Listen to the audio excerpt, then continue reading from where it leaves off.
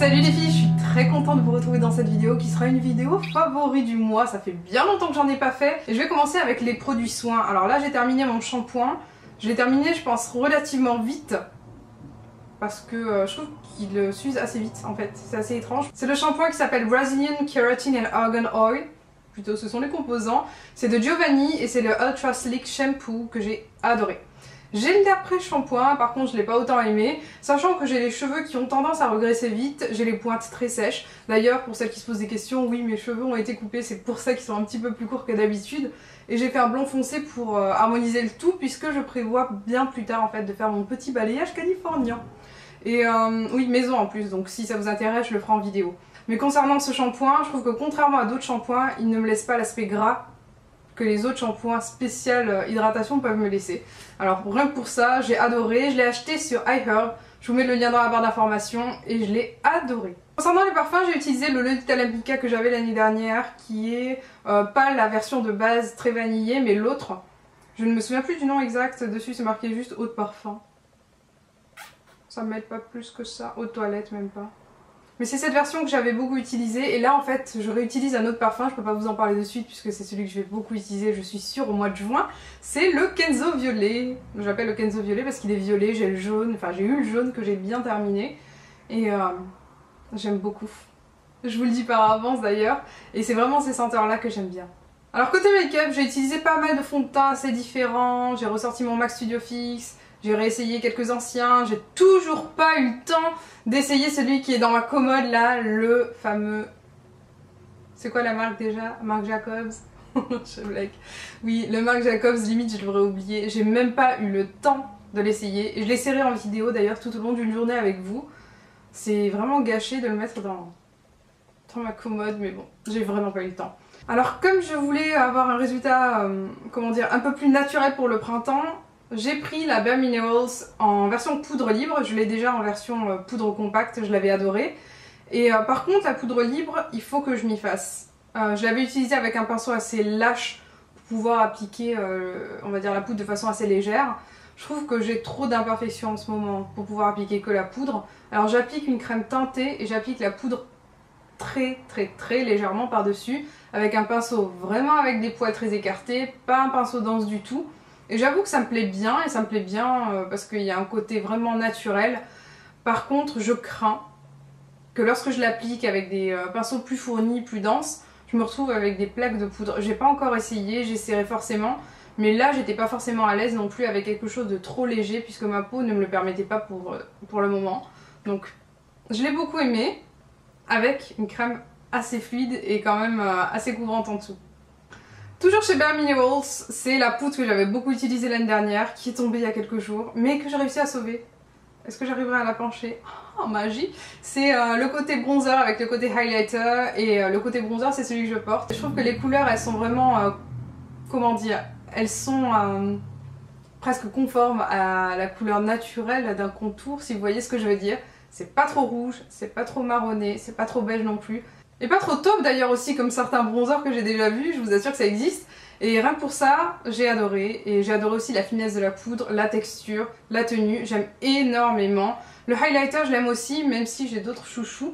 Mais je l'ai utilisé, je l'utilise d'ailleurs en ce moment même sur mon visage. Sur Instagram vous l'avez déjà vu, cette poudre je l'ai reçue de la part de Sephora avec le beurre corporel aussi que je suis actuellement en train de tester. C'est une poudre de soleil spéciale Sol de Rio, qui est en fait la nouvelle collection. La poudre est magnifique, vous allez le voir. Il y a des gravures un petit peu aztèques et lorsque je vois qu'on a des petites poudres comme ça à ce prix là, c'est pas forcément nécessaire d'aller investir dans de super belles poudres type Guerlain, Terracotta, qui d'ailleurs pour ma part c'est explosé en 1000 morceaux et n'a plus servi à rien et qui coûte quand même une cinquantaine d'euros.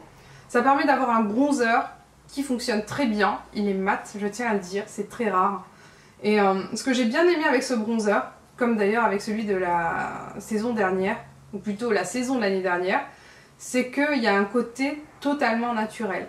Par contre, ça va pas du tout avoir l'effet de celui que je vous ai montré chez Bare Minerals qui aura un effet contouring marqué. Celui-ci, c'est vraiment le bronzer que vous allez pouvoir appliquer sur votre visage en 3 inversés de chaque côté. Je vous l'avais déjà montré dans une vidéo, peut-être que j'en referai une. Mais c'est très naturel, c'est pas quelque chose de très visible. Le marron ne tire pas vers le rouge, c'est quelque chose qui se perçoit, pas qui se voit, et c'est ce que j'aime justement. On voit qu'il y a quelque chose de différent, mais on ne sait pas exactement ce que c'est, et on voit pas surtout que c'est du bronzer, qui a un gros contouring, et c'est exactement ce que j'aime. Surtout en été d'ailleurs, où on a envie d'avoir quelque chose de léger, de frais. Moi c'est vraiment ce que j'aime. Tout simplement, et j'arriverai pas à trouver d'autres arguments, si ce n'est que cette poudre est immense. Il y a a priori 25 grammes dedans. Non, il y a 25 grammes dedans, je reformule ma phrase. Et dans une poudre basique, il y a à peu près 10 grammes. À méditer. Encore pour le teint, j'ai bien aimé ce concealer de chez NARS que je réutilise. Excusez mon français, je parle comme Jane Birkin et là j'ai un petit peu ma langue qui fourche. Et en fait j'ai beaucoup aimé ce concealer parce qu'il est très crémeux et aussi parce que la teinte que j'ai qui est Honey est un poil miel, mais vraiment un tout petit peu. Et du coup ça a tendance à bien camoufler mes cernes, même si j'avoue qu'en ce moment c'est pas la joie avec mes cernes. Et j'ai besoin d'autre chose. J'utilise beaucoup mon concealer de chez Bobbi Brown. D'ailleurs, je l'ai pas sous la main, donc je le mets juste là. Je vous l'avais déjà montré en vidéo. C'est la teinte Peach que j'utilise. C'est un orangé assez visible. J'ai une technique particulière pour cacher les cernes et je pense que je vous montrerai. Et je l'aime énormément. Si vous avez des gros cernes sous les yeux comme moi, vous pouvez y aller. Pour ce qui est des yeux, j'ai réutilisé ma palette de chez Sleek et j'utilise tout le temps des palettes Sleek d'ailleurs. Et là en ce moment je suis à fond dans celle-ci, qui a priori a des couleurs assez peu conventionnelles dirons-nous. J'allais dire improbables, presque. Et ce que je fais en fait c'est que j'applique en ras de cils en essayant de flouter les couleurs assez vives et foncées mélangées. J'aime bien mélanger ce bleu foncé avec le petit bleu ciel que j'applique uniquement à certains endroits. Je fais mon ras de cils avec et je mélange un petit peu toutes les couleurs et j'aime beaucoup, tout simplement. Je dirais que le seul gros défaut de cette palette, qui s'appelle l'original de chez Sleek, c'est que la seule couleur qui est mate, c'est le noir. Bon, c'est utile, me direz-vous, mais toutes ces couleurs en irisé, on ne peut pas faire quelque chose de complet, on va dire, avec uniquement des couleurs irisées. J'aime bien faire mon creux de paupière avec quelque chose en intermédiaire. Alors ce que je fais, personnellement, pour flouter le tout, c'est que j'utilise ma Sol de Rio. Et elle est vraiment très bien rien que pour ça. Et là, je suis en train de vous montrer chez moi le trépied. Ouh, c'est magnifique. La caméra. Alors toujours pour les yeux, j'avais eu envie d'essayer des petits trucs pour les yeux. Finalement, je me suis dit pourquoi essayer le Kajal par exemple, là qui était en promo un petit peu partout. Le gros Kajal là. Et je me suis dit, de toute façon, j'ai mon eyeliner Gel Drama de chez Maybelline. Gel Drama, c'est la première fois que je le dis à la française. Le Drama. Ça a une toute autre dimension. En fait, je l'aime beaucoup et je me suis dit, pourquoi utiliser autre chose vu que je l'utilise au niveau de la muqueuse intérieure, supérieure et inférieure. Supérieure de temps en temps, pour avoir un effet de profondeur incroyable. Et là, l'effet de profondeur se voit encore plus lorsque je plisse les yeux. Et ce que j'apprécie, c'est que ça reste toujours aussi crémeux. Je fais mon sport avec. Je transpire comme un bœuf. Qu'est-ce qui transpire plus qu'un bœuf? Je ne sais pas, mais je transpire énormément avec. Et rien ne bouge. Donc c'est le top. Oui, pour celles qui se posent des questions, il m'arrive d'arriver maquillée au sport. Du moins, avoir les yeux maquillés. Pour la simple et bonne raison que la journée est tellement courte que j'ai même pas le temps de me démaquiller avant mon sport. Et en même temps, ça me permet d'être potable et pas trop horrible. Maman, pourquoi tu m'as fait comme ça? Et en ce moment les filles, je vous dis la vérité, j'applique mon baume pour les lèvres et j'aime que mon maquillage soit cohérent.